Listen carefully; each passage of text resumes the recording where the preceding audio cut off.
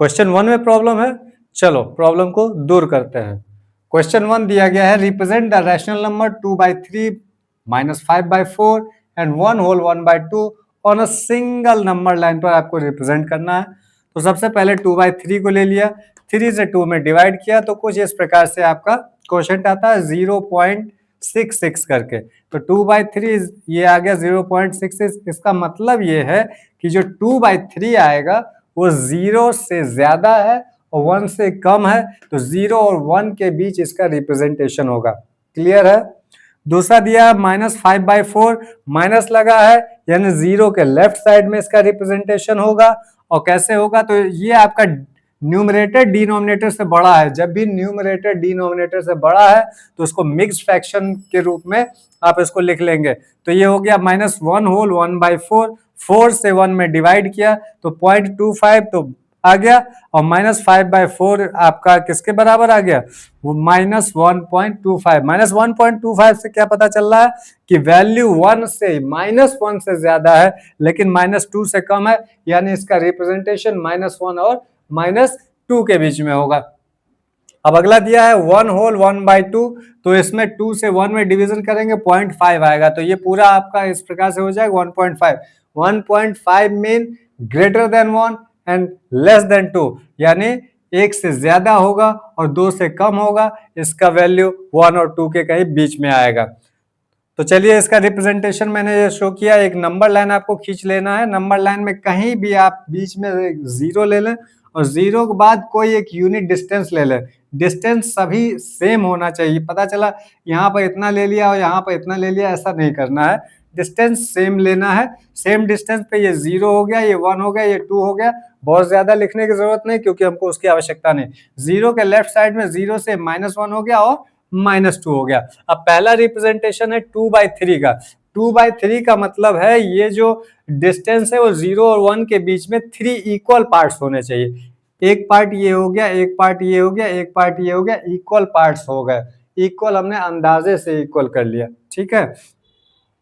Equal parts में divide कर लिया तो पहला पार्ट जो है वो 1/3 हो जाएगा, दूसरा पार्ट 2/3 हो जाएगा। तो यहाँ पर आप एरो करके ये शो कर सकते हैं this is your 2/3। Okay, next आपका है निगेटिव है और वो है आपका -5/4। -5/4 मीन -1 होल 1/4। तो 1 तो पूरा आपको चाहिए, 0 से -1 तक तो चाहिए, और अगला 1 और 2 के बीच में -1 और -2 के बीच में आपको कितने पार्ट करने? 4 पार्ट्स करने। 4 पार्ट्स में से 1 पार्ट चाहिए। तो हमने इसको 4 पार्ट्स कर लिया, 1 2 3 4 पार्ट्स। 4 पार्ट्स में से आपको केवल पहला ही पार्ट चाहिए। पहला तो पार्ट 1/4 हो गया, 2/4 3/4, तो हमको केवल यहाँ तक मतलब है। ये हो गया आपका -1 होल 1/4 या -5/4। इसका रिप्रेजेंटेशन हो गया। अब तीसरा दिया गया है आपका 1 होल 1/2। तो 1 तो पूरा आपको चाहिए और 1 और 2 के बीच में आपको 1/2 चाहिए, यानी 2 इक्वल पार्ट्स में एक पार्ट चाहिए। तो हमने क्या किया, इसको 2 इक्वल पार्ट्स में डिवाइड कर लिया और एक पार्ट ये, तो 1/2। तो ये डिस्टेंस आपका 0 से यहाँ तक आ गया आपका 1 होल 1/2। अब यहाँ एक क्वेश्चन उठता है कि ये बचपन से आपको इसी तरह से पढ़ाया जा रहा है। क्लास 6 से आपको रिप्रेजेंटेशन सिखाया जा रहा है नंबर लाइन पर, बचपन से आपको ऐसा पढ़ाया जा रहा है। क्या ये जो रिप्रेजेंटेशन हुआ है वो एक्यूरेट है? ठीक है, ऐसा मैं क्यों कह रहा हूं? ऐसा इसलिए कह रहा हूं कि मैंने अभी कहा था कि मैंने अंदाजे से ये डिस्टेंस मान लिया है, अंदाजे से। और ये क्या कहते हैं? ये कहते हैं कि 2/3 को यदि रिप्रेजेंट करना तो 3 इक्वल पार्ट्स होने चाहिए। अब कौन बताएगा कि ये इक्वल है या नहीं है, ये इक्वल है या नहीं है?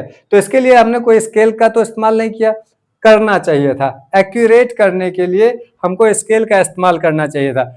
ऐसा कोई स्केल लेना चाहिए था जिसको हम क्या करें, 3 इक्वल पार्ट्स में डिवाइड कर सकें, जिसको हम 4 इक्वल पार्ट्स में डिवाइड कर सकें, जिसको हम 2 इक्वल पार्ट्स में डिवाइड कर सकें। ऐसा कोई हमको स्केल लेना चाहिए था। ये तो इक्वल हमने अपना नजर से देख करके अंदाजा मार दिया, ये एक्यूरेट नहीं हो पाए। तो उसके लिए क्या करना है, 342 का निकाल लेना एलसीएम। एलसीएम आएगा 12। अब इसका रिप्रेजेंटेशन देखिए कैसे, ये आपका एक्यूरेट होगा, ये आपका एक्यूरेट होगा 0।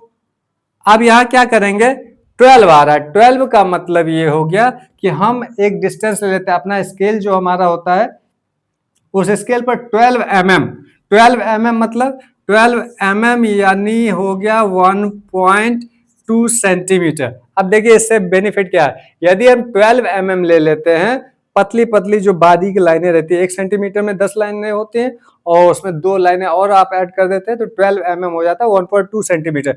12 में 3 से भी डिवाइड जा रहा है, यानी 12 को हम 3 इक्वल पार्ट्स में डिवाइड कर सकते हैं।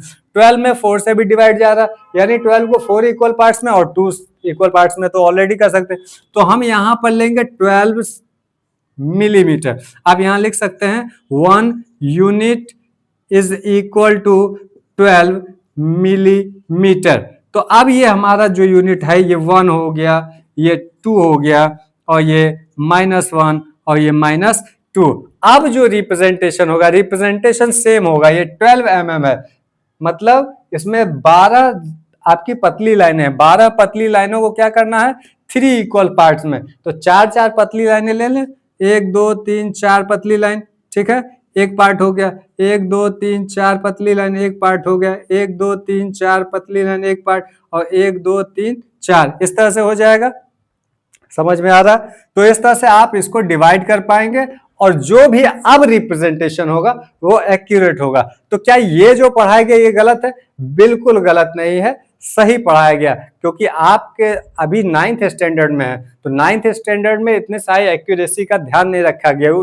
यदि आप आगे इस प्रकार से करते हैं तो फिर गलत होगा, लेकिन अभी की स्थिति में आपकी क्लास के अनुसार, आपके स्टैंडर्ड के अनुसार ये सही है। लेकिन यदि हम उसको एक्यूरेट कर सकते हैं तो हमें एक्यूरेट करना चाहिए। तो आप इस तरह से इसको कर सकते हैं। मिलते हैं अगले वीडियो में। वीडियो कैसा लगा आपको, आप लोग कमेंट करके बताएं, लाइक शेयर करना ना भूलें।